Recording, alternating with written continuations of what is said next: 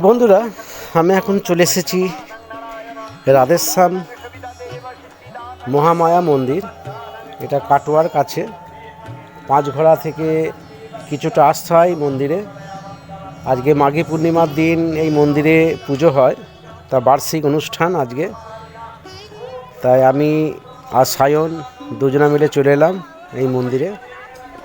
একটু প্রসাদ খাবো এবং ঠাকুর দর্শন করব।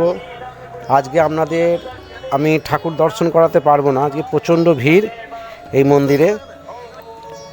তা এখানে যজ্ঞ হচ্ছে, চতুর্মুখী যজ্ঞ।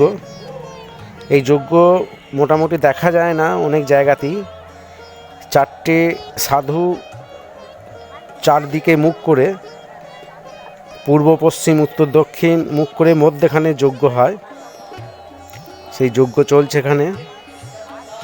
এই যজ্ঞের পর আমরা যজ্ঞ দেখে একটু প্রসাদ গ্রহণ করব, এই বাড়ি যাব আজকে। আপনারাও দেখতে থাকুন এই ভিডিও আমার সাথে। মাঘী পূর্ণিমার দিন হয় প্রতি বছর এই দিনে।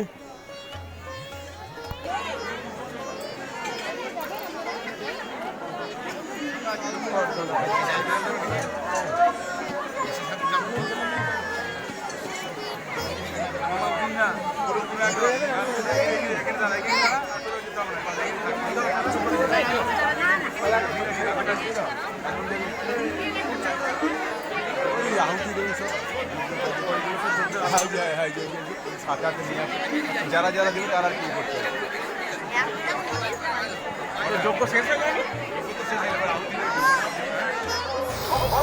এখানে প্রায় 1000 লোকের আয়োজন করা হয়েছে এই মৎসবে।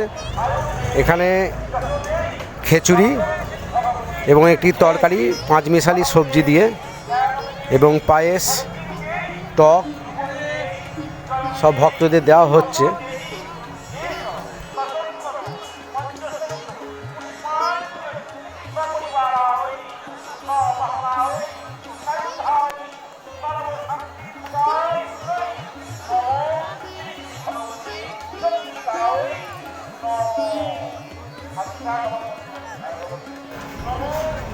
এই হলো আশ্রমের রন্ধনশালা। দেখতে পাচ্ছেন খিচুড়ি কি বিরাট পাত্রের মধ্যে রাখা আছে, এটা চৌবাচ্চা করা আছে, আর পাশে রান্না হচ্ছে। বিশাল আয়োজন।